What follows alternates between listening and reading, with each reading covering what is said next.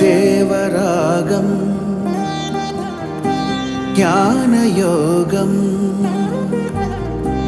వ్యాసపీఠం బహువేదశాస్త్రం బోధామృతహిత శ్రీమన్నారాయణం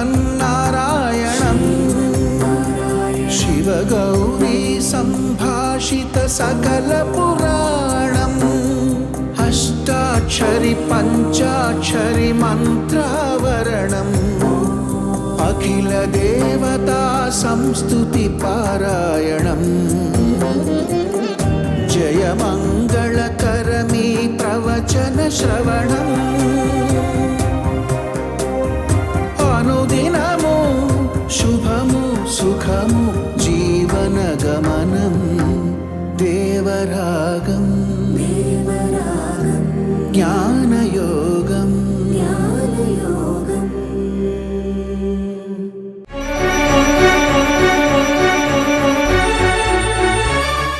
జై శ్రీమన్నారాయణ. ప్రియ భగవద్బంధువులారా, ధనుర్మాస వ్రతంలో ఈరోజు 13వ రోజు. అక్కడ నందగోకులంలో మంచి కోలాహలం జరుగుతుండేటటువంటి రోజు.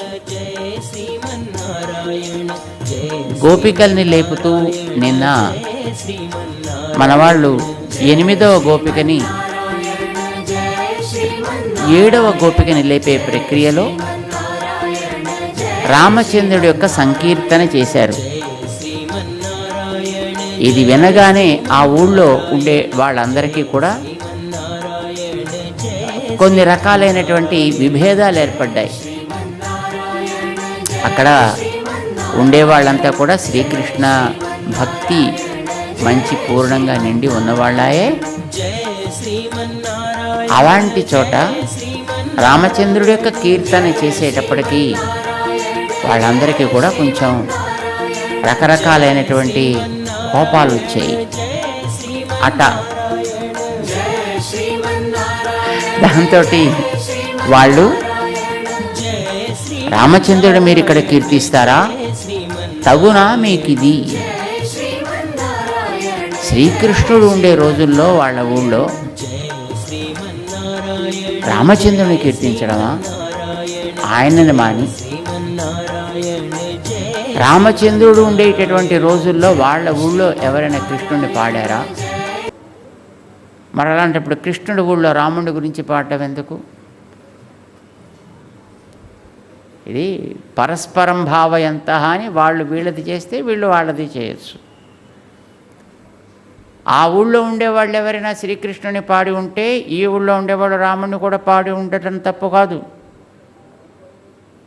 కానీ అది కానప్పుడు మీరెందుకు పాడుతున్నారు ఇక్కడ అన్నట్లుగా కొంతమంది ఒక రకమైనటువంటి ఉద్రేకానికి లోనయ్యారు. అక్కడ మాట పెరుగుతోంది. వాళ్ళు రామచంద్రుడి కీర్తన ఇక్కడ అవసరం లేదు అనడానికి రామచంద్రుడిలో ఏమి గుణాలున్నాయి అని వీళ్ళు ప్రశ్న వేస్తే, రామచంద్రుడు తర్వాత చెప్తాం, ముందర మీ కృష్ణుడిలో ఏమున్నాయో చెప్పండి అని వీళ్ళు ప్రశ్న వేస్తే, వీళ్ళు వాళ్ళు ఆ గుణములని చెప్పే ప్రక్రియలో మా రాముడిలో ఇలాంటి గుణాలు ఉన్నాయి, మీ కృష్ణుడిలో ఉన్నాయా ఇలాగా? లేదా మీ కృష్ణుడిలో ఇలాంటి లోటు కనిపిస్తోంది, మా రాముడిలో అట్లాంటి లోటు ఏం లేదు అన్నట్టుగా అక్కడ మాటలు బాగా ఎక్కువవుతున్నాయి, వాదనలు పెరుగుతున్నాయి. అవి ఏం జరిగాయి అనేది మన పూర్వ ఆచార్యులు ఓ 2-3 వాదనలని మనం కూడా తెలుసుకోవడం అవసరమని వాళ్ళు వాటిని చక్కగా రికార్డు చేసి కూడా పెట్టారు. అవి తెలుసుకోవడం మనకు కూడా మంచిది అని మన ఆచార్యులు మనకి తెలియజేస్తూ ఉంటారు. వాటి గురించి 1-2 ప్రస్తావన చేస్తా. మొట్టమొదట వాళ్ళంతా అన్నారు, ఏమండి ఏమిటి పెద్ద మీ రాముడు గొప్పతనం, మనోభిరాముడు అంటారు, ఏముందే పెద్ద ఆయనలో, అదేమిటండి అలా అంటారు, రాముడి గురించి తెలియనివాడు ఈ ప్రపంచంలో ఎవ్వడండి,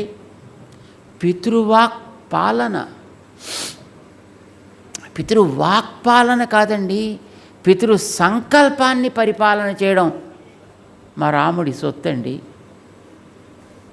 తండ్రి నోరు తెరిచి నువ్వు అడవికి వెళ్ళబోయ్ అని అడగలేదు. రాముడు కనిపిస్తే పాపం ఏడుపుతోటి మాట రాకుండా స్పృహ తప్పి పడిపోయాడు అంతే, ఆయన ఏడిచేసి. కానీ రామా నువ్వు 14 ఏళ్ళు అడవికి వెళ్ళాల్సి ఉంటుంది, భరతుడికి అభిషేకం చేయాల్సి ఉంటుంది అని తన నోటితోటి చెప్పలేదు ఆయన.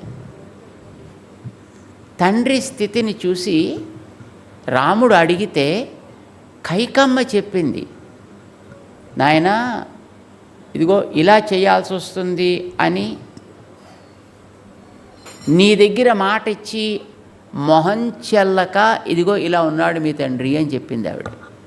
ఏం మాటమ్మా, ఏమిటి అసలు అది జరిగింది ఏమిటి, పోనీ నువ్వేనే చెప్పు పర్వాలేదు, నాకు నువ్వేమిటి నాన్నగారు ఏమిటి ఇద్దరిలో నాకేం పెద్ద తేడా అయితే లేదు కదా, అయితే పోనీ నువ్వేనే చెప్పచ్చు కదమ్మా, చెప్పు అదేమిటో అని అడిగితే అప్పుడు ఆవిడ చెప్పింది, ఇలాగ నేను అడిగానయ్యా, ఆయన సరే నాకు తప్పకుండా చెల్లిస్తానన్నాడు, దానికోసం నేను అడిగాను, అడిగిన తర్వాత ఈయన ఈ మాట ఎక్కడ చెల్లించాల్సి వస్తుందో అని ఇగో ఈ రకమైనటువంటి స్థితికి ఆయన దిగజారాడు అని చెప్పింది ఆవిడ.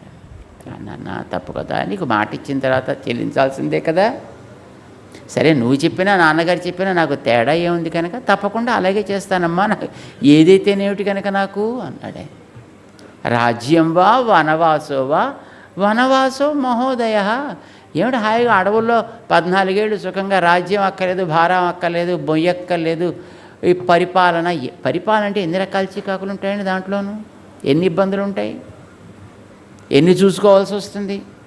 ఇలాంటి చికాకులు ఏం లేకుండా హాయిగా 14 ఏళ్ల పాటు సుఖంగా అడవులలో తిరుగుతూ సుఖంగా ఉండండి అయ్యా అని ప్రకృతిని ఆస్వాదించే అవకాశం నాకు కలిగిస్తున్నావు తల్లి నువ్వు, అదే అయితేనే ఇదైతే ఏదైనా మంచిదే కదా అన్నాడు ఆయన. అది మహోదయం అన్నాడు దాన్ని. నిజంగా దానివల్లే నాకు ఎక్కువ ఆనందం, దానివల్లే నాకు ఎక్కువ శ్రేయస్సు కలుగుతుంది అని అన్నాడు ఆయన. అంచేత ఆయన కూడా పాపం చక్కగానే చాలా అనుకూలంగానే స్పందించాడు తప్ప అయ్యో ఇదేమిటి నాకు ఇట్లాంటిది అని అనుకోలేదు.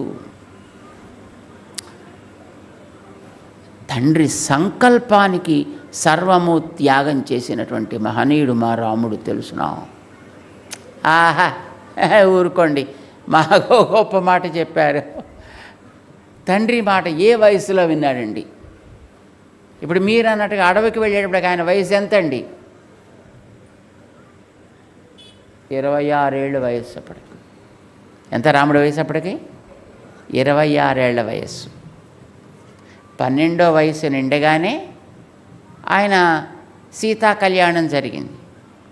తిరిగి వచ్చి సీతమ్మతో సక్రమంగా సరిగ్గా 12 ఏళ్ళ పాటు సమాద్వాదశ తత్రాహం రాఘవస్య నివేశనే భుంజాన మానుషాన్ భోగాన్ అని సీతమ్మే చెప్పుకుంది. నేను సరిగ్గా 12 ఏళ్ల పాటు నేను ఉన్నాను.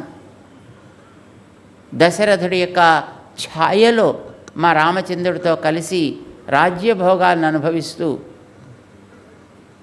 ఏ ఏ ఋతువులో ఏ ఏ రకమైనటువంటి అందాలని ఆనందాలని పొందొచ్చునో అట్లాగా ఋతుక్రమంలో వాటన్నిటిని కూడా నేను పొందాను. ఇది సీతమ్మ చెప్పుకుంది. అంటే 12 ఏళ్ళు. ఆయన 13వ ఏట వివాహం జరిగింది. ఆ తర్వాత 12 ఏళ్ళు అంటే 25 ఏళ్ళు అన్నమాట. 25వ ఏట అడవికి వెళ్ళాల్సి వచ్చింది, వెళ్ళాడు ఆయన. 25 ఏళ్లకి మీవాడు మాట విన్నది, తండ్రి గారి సంకల్పం గుర్తించి పనిచేసింది, అంతే కదండి. అంతకంటే ముందే వెళ్ళాడండి. 12వ ఏడు నిండగానే విశ్వామిత్రుడు వచ్చాడు కదా, విశ్వామిత్రుడు వెంట ఆయన రామా వెళ్ళి రావయా అంటే తప్పకుండా అలాగే అని వెళ్ళాడు తప్ప అయ్యో నేను అడవుల్లో తిరగడమా, పోనీ నాకు చిన్న రథం కూడా ఏర్పాటు చేయట్లేవే నాన్నగారు, నాకు ఏమో కొంతమంది నాకు సర్వీస్ చేసి పెట్టేవాడు, రోజు పొద్దున స్నానం చేయించేవాళ్ళు, నా బట్టలు ఉతికేవాళ్ళు, పోనీ వాళ్ళు కూడా కొంతమంది పంపించండి అని కూడా అడగలేదు. ఆనాటి వారి ఆర్గ్యుమెంట్స్ అని దీంట్లో మన ఆండాళ్ళ తల్లి మనకు అందించిందండి. సరే అంచేత ఏమర్రా, అది ఉయ్యాలో పడుకున్నవాడు ఆవేళ రాముడే అని నాకు తెలిసింది ఆవేళ. అందుకే మీకు ఇప్పుడు చెబుదామని నేను వచ్చా. మీరు అనవసరంగా వాదులు ఆడకండి, ఎవడు గొప్ప, కృష్ణుడు గొప్ప, రాముడు గొప్ప అని. తప్పు. మనకి మన ఊళ్ళో మన కోసం ఇప్పుడు ఆయనే, ఆ నారాయణుడే.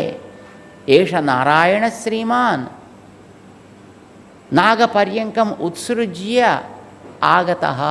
మన కోసం ఈ లోకంలోకి వచ్చాడర్రా అని చెప్పి చక్కగా మీరు చేయాల్సిన పని ఏదో బయలుదేరండి, చేసుకుంటూ పోదాం.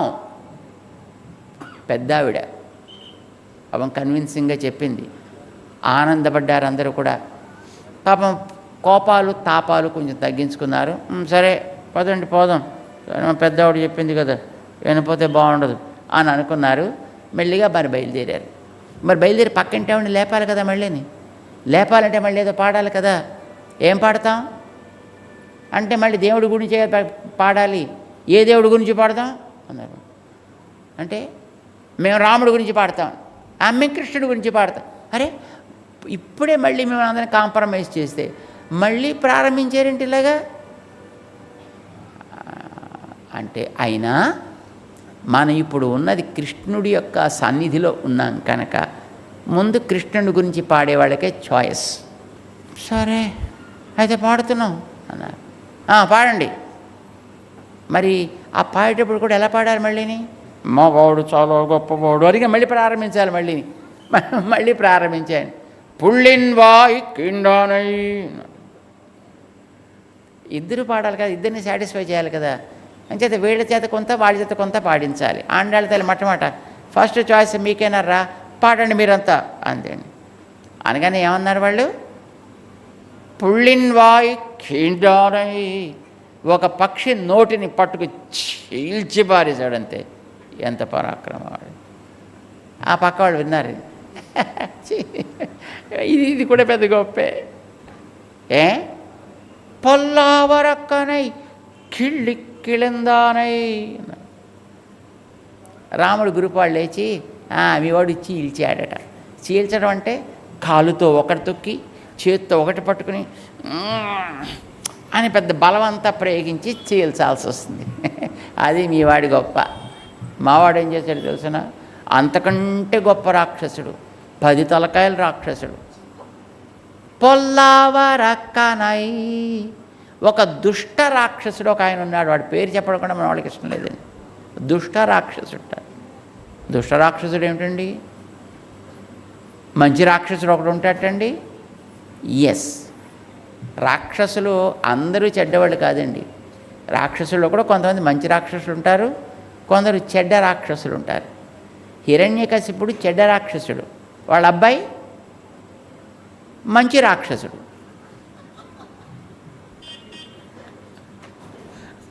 ఎవరు? ప్రహ్లాదుడు. రావణాసురుడు చెడ్డ రాక్షసుడు. మరి వాళ్ళ తమ్ముడు విభీషణుడు మంచి రాక్షసుడు. అంచేత వాడు తీయవరక్కన్ పొల్లావరక్కన్. చెడ్డ రాక్షసులు మంచి రాక్షసులు. చేత మావాడు ఏం చేశాడు తెలిసిన? పొల్లా అరక్కనై ఒక దుష్ట రాక్షసుని, చెడ్డ రాక్షసుని కిళ్ళిక్కడైందా అని ఇలా గిల్లి పారేశాడంతే. గిల్లి పారేయడం గొప్ప పనా, చీల్చడం గొప్ప పనా? ఎవడికి బలం ఎక్కువ ఉన్నట్టండి? గిల్లి పారేసిన వాడికి. అని మళ్ళీ వాళ్ళు పెద్దవాడు మళ్ళీ వచ్చి, ఒరే ఇప్పుడే కదా రే చెప్పాను, మళ్ళీ నువ్వు గొప్ప, మళ్ళీ నువ్వు గొప్ప, మళ్ళీ ఆరంభించారు ఏమిటారా? మరి చూడు, లేకపోతే వాళ్ళ చూడు వాళ్ళు ఎలా పడుతుంది. మంచిగా ఉండండిర్రా, ఇది మర్చిపోండర్రా, కృష్ణుడి దగ్గరికి పోవడానికి ఏం చేయాలో చెప్పండర్రా అని ఆవిడంటే సజావుగా పాపం మళ్ళీ వీళ్ళు పాడుకుంటూ ఈవేళటి గోపికని లేపడానికి బయలుదేరారు. పాటని మనం కూడా ఒకసారి అని సంక్షిప్తంగా దాని వివరాలు తెలుసుకుందాం. పుళ్ళిన్ వాయ్ கீண்டானை புள்ளின்வாய் கிண்டானை பொல்லா அரக்கனை பொல்லா அரக்கனை கிள்ளி களைந்தானை கிள்ளிக் களைந்தானை கீர்த்திமை பாடிப்போய் கீர்த்திமை பாடிப்போய் பிள்ளைகள் பிள்ளைகள் எல்லாரும் எல்லாரும் பாவை களம் புக்கார் பாவை களம் புக்கார் வெள்ளி எழுந்து வெள்ளி எழுந்து வியாழம் வியாழம் உறங்கித்து உறங்கித்து புள்ளும் சிலும்பினகான் உள்ளும் சிலும்பினகான் போதரிக் கண்ணினாய் ஓதாரி கண்ணினாய் குள்ள குளிரா உள்ள குளிரா குடைந்து நீராடாதே உடைந்து நீராடாதே பள்ளி கிடத்தியோ பள்ளி கிடத்தியோ பாவாய் பாவாய் நீ நன்னாளால் நீ நன்னாளான் கள்ளம் தவிர்ந்து கள்ளம் தவிர்ந்து கலந்து கலந்து ఏలోరెంబావాయ్ ఏలోరెంబావాయ్. ఆ లోపల గోపిక అందగత్తే, మంచి అందం ఉంది. అంచేత నా అందం చూసి నా దగ్గరికి కృష్ణుడు రావాలి తప్ప పెద్ద నేను కృష్ణుడి దగ్గరికి వెళ్ళేదే ఉంది అన్నట్టుగా ఈవిడ లోపల పడుకుంది కాబోలు. అంచేత మన వాళ్ళు అంటున్నారు, నీ అందం చూసి నువ్వు మాకు ముందుంటే కృష్ణుడు మాకు ప్రసన్నుడే వస్తాడని మేము వస్తే నువ్వు ఇలా పడుకున్నావేమిటమ్మా అని ఆవిడ లేపుతున్నారన్నమాట కదా. మన వాళ్ళు చెప్తున్నారు, ఆయన యొక్క కీర్తనని పాడుకుంటూ పోయి మన వాళ్ళంతా పావై కళం పుకార్, పావై కళం అని పేరు వ్రతం చేసుకునేటటువంటి స్థానానికి వీళ్ళంతా ఎక్కడికి చేరాల్సి ఉందో వ్రతం చేయడానికి ఆ పేరు ఆ స్థానానికి, అంటే వీళ్ళు ఐడెంటిఫై చేసుకున్నటువంటి గ్రౌండ్ ఏరియా ఆఫ్ ఆపరేషన్, సంకేత స్థానము అని అంటాం. మనందరికీ ఇది పావైక్కళం అండి. ఈ మంటపం ఇక్కడికి కదా వచ్చి మనం వ్రతం చేస్తున్నాం, దీన్ని పావైక్కళం అంటాం అనమాట. ఇండ్లల్లో చేసుకునే వారికి ఏ ఇంట్లో వాళ్ళు చేసుకుంటున్నారో అది వాళ్ళకి పావైక్కళం. ఇదివరకు రోజుల్లో నక్షత్రాలను చూసి ఏ సమయం ఇప్పుడు అయింది, రాత్రి ఎన్నో జాములో మనం ఉన్నాము చక్కగా చెప్పేవారు. ఇది ఏ సీజన్ దాన్ని కూడా చక్కగా ఐడెంటిఫై చేయగలిగేవారు.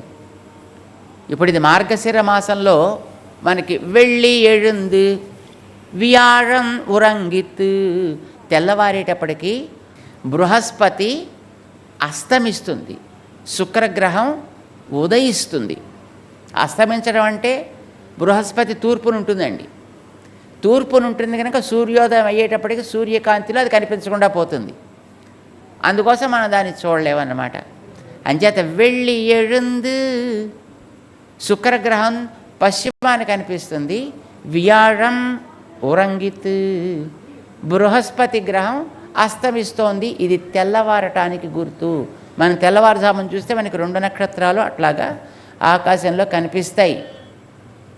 అయితే ఇప్పుడు మనకంతా కూడా పని తల వీడ, ఎటు చూసినా ఇప్పుడు మనకి పొద్దున పొగమంచు తప్ప మరి ఇంకేం కనిపించదు. అంచేత మనకి నక్షత్రాల దర్శనం అంతగా ఉండదు. అయితే నక్షత్రాలు కనిపించే సమయమైనటువంటి బహుశా ఏ 4 మనం లేస్తే ఒకసారి ఆకాశం కేసి చూస్తే అప్పుడు మనకి నక్షత్రాలు కనిపించవచ్చు. ఇది చెప్పారు మన వాళ్ళు. అంటే నక్షత్ర జ్ఞానం వీళ్ళకి బాగా ఉందని అర్థం అన్నమాట. తెల్లారిందమ్మా అందుకే చెప్తున్నాము అని అన్నారు వాళ్ళు. ఈ శుక్రగ్రహం బృహస్పతి గ్రహంలో ఒక రహస్యం చెప్తున్నారు వాళ్ళు. ఏంటది? శుక్రుడు అసురులకి గురువు అండి, బృహస్పతి దేవతలకి గురువు. అంచేత మనలో ఉండేటటువంటి ఆసుర ప్రవృత్తులు అస్తమిస్తున్న వెళ్ళి ఎഴുந்து, మనం తెల్లవారిపోయిందని అనగానే మనలో ఉండేటువంటి ఇతర ప్రవృత్తులన్నీ వచ్చేస్తాయి. అంచేత తెల్లవారడానికి ముందరే మనం కృష్ణుడి దగ్గరికి వెళ్ళిపోవాలి. అసుర ప్రవృత్తులను తలెత్తనివ్వకూడదు. శుక్రుడు ఉదయం చేస్తున్నాడు, బృహస్పతి అస్తమించేస్తోంది. బృహస్పతి దైవీ శక్తులకి ప్రతీక కదా. అవి అస్తమించడానికి ముందే మనం కృష్ణుడిని ఆశ్రయించామనుకో మనని ఆయన అనుగ్రహిస్తాడు. అంచేత మనం వెళ్ళాలమ్మా అన్నట్టుగా. పక్షులన్నీ మాట్లాడుకుంటున్నాయి వాటి స్నేహితులతోటి, మాకు నువ్వు కూడా స్నేహితురాలివి కదా, నీకు మేము స్నేహితురాళ్ళం కదా, మాతో నువ్వు కూడా అట్లాగా నీకు కలిగిన ఆనందాన్ని పంచుకోవాలి కదా. కానీ అది లేకుండా నువ్వు మాత్రం హాయిగా ఉంటున్నావా లోపల. పుళ్ళుం సిలుంబినగాన్. అవునులే, నీ అందం చూసుకుని నీకు మహా గర్వంలా ఉన్నట్టుంది.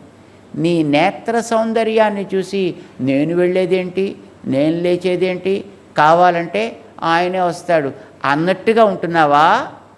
పోదరి కణ్ణినాయ్. ఏమి నేత్ర సౌందర్యం అమ్మా నీది, ఏమిటి ఈవిడ నేత్ర సౌందర్యం. గోదాదేవి ఒక అద్భుతమైనటువంటి పదంతో ఈ గోపిక నేత్ర సౌందర్యాన్ని పాడిండని. పోదు అరి కణ్. పోదు అంటే సకాలంలో, సకాలంలో. పోదు అంటే మంచి పువ్వు కదండి, ఒక పుష్పం. లేదు పోదు అంటే ఏదో ఫలానా సమయం పోదు అంటే ఆ సమయము అని కూడా అర్థం అండి. మంచి సమయములో వికసించిన పువ్వు లాంటి నేత్రం అండి ఈవిడిది. అంటే చాలా గొప్ప పువ్వు కంటే అందమైన నేత్రాలు ఈవిడిది. అందుకే ఇంత అందంగా గోదాదేవి పొగిడింది. పోదరి కణ్ణినాయి. ఏం చేయాలరా అడిగిందండి పాపం లోపల ఆవిడ. కుళ్ళ కుళిర కుడైంది నీరాడాదే. మనం చేయవలసిన పని ఏమిటి? మనందరికీ కూడా ఎడబాసిన కృష్ణుడి వల్ల తాపం కలిగి మనసులో మనమంతా కూడా ఇంక చేరాలని తప్పిస్తున్నాం. మన తాపం తీరేటట్టుగా వెళ్ళి మన స్నానం ఆడాలి. చల్లటి నీళ్ళల్లో మన స్నానం ఆడాలి. తెల్లవారింది అంటే సూర్యకిరణాలు వచ్చేస్తే నీళ్లల్లో ఉండేటిని చల్లదనం కాస్త పోతుంది, మన తాపాన్ని ఆర్చలేకపోతుంది. భాగవతంలో గోపికలు అనుకుంటారండి, మనమంతా వెళ్ళి మనకుండేటువంటి తాపంతో యమునా నదిలో మునిగితే యమునా నదిలో ఉండే నీళ్ళన్నీ మొత్తం ఆరిపోతాయరా అంట. అంచేత మనం చేయవలసింది ఏంటి? కుళ్ళ కుళిర కుడైంది నీరాడాదే. నీళ్లల్లో ఉండేటిని చల్లదనం పోకముందే మన తాప ఉపశమనం కోసం మన స్నానం ఆడాలి కదా. మరి తెల్లవారిపోయేదాకా కూర్చుంటే ఎట్లాగో. కళ్ళం తవిరిందు కలందు. నువ్వు వచ్చి రా, మాతో చేరు, మనమంతా కలిసి కృష్ణుడి దగ్గరికి వెళ్ళాలి అంటూ పైన ఒక గోపికని లేపుతున్నట్టుగా మన ఆండాళ్ళ తల్లి మేల్కొల్పుతూ లోపల ఒక అద్భుతమైన జ్ఞానం కలిగిన మహనీయుణ్ణి, ఒక తత్వనిష్ట కలిగినటువంటి ఒక మహానుభావుణ్ణి ప్రార్థన చేస్తారు. మాకు ఆ నిష్ట కలిగించవయ్యా. నాస్తిక ప్రవృత్తులు లేనివాళ్ళు, ఆస్తిక ప్రవృత్తులు నిండుగా ఉన్నవాళ్ళు, మహానుభావులు, చక్కటి జ్ఞాన సంపన్నులు, దంభ ప్రవృత్తులు లేనివాళ్ళు, అలాంటి మహనీయుల్ని మన ఆండాళ్ ఈవేళ గోపికని లేపుతున్నట్టుగా మేల్కొలిపింది. ఈ గోపిక లేచి వచ్చి ఉంటుంది, వీళ్ళతో పాటు చేరి ఉంటుంది. 8వ గోపిక చేరింది. ఇంకొక 2 గోపికలు ఉన్నారు. ఇంకా మొత్తం 10 మందిని కదండి లేపాలి. 8 మందిని ఇప్పటిదాకా లేపారు. ఇక 9, 10 చేరితే ఆ తర్వాత వీళ్ళకి ముందుకు బయలుదేరతారన్నమాట. రేపు 9వ గోపికని లేపడానికి మన వాళ్ళంతా కూడా సిద్ధపడుతున్నారు. ఈవిడ ఒక అద్భుతమైనటువంటి మంచి అందమైనటువంటి గోపిక. ఓ పెద్ద భావన ఉంది ఈవిడికి, ఓ పెద్ద తోట ఉంది దానికి. ఆ తోట నిండా మంచి వృక్షాలు ఉన్నాయి, లోపల దిగుడు బాగుంది, అందులో పువ్వులు ఉన్నాయి. అట్లాంటి గోపికని రేపు మన వాళ్ళు మేల్కొల్పుతారు. ఇవాల్టి అవసరాన్ని ఒకసారి మనం స్మరించి ముగిద్దాం. పుళ్ళిన్ వాయ్ కీండానై உள்ளின் வாய் கிண்டானை பொல்லாவரக்கனை பொல்லாவரக்கனை கிள்ளிக் களைந்தானை கிள்ளிக் களைந்தானை கீர்த்திமை பாடிப்போய் கீர்த்திமை பாடிப்போய் பிள்ளைகள் எல்லாரும் பாவை களம்புக்கார் அவை களம்புக்கார் வெள்ளி எழுந்து வெள்ளி எழுந்து வியாழம் உறங்கித்து வியாழம் உறங்கித்து புள்ளும் சிலும்பினகான் உள்ளும் சிலும்பினகான் போதரி கண்ணினாய் போதரி கண்ணினாய் குளிரா குளிரா குடைந்து நீராடாதே குடைந்து நீராடாதே பள்ளி கிடத்தியோ பள்ளி கிடத்தியோ பாவாய் பாவாய் நீ நன்னாளால் நீ நன்னாளால் கள்ளம் தவிர்ந்து பள்ளம் தவிர்ந்து கலந்து கலந்து ஏலோரெம்பாவாய் ஏலோரெம்பாவாய் स्वोच्छिष्टमालिका बंध गंधबंधुरजिष्णवे विष्णुचित्ततनोजाये गोदाये नित्यमङ्गलम्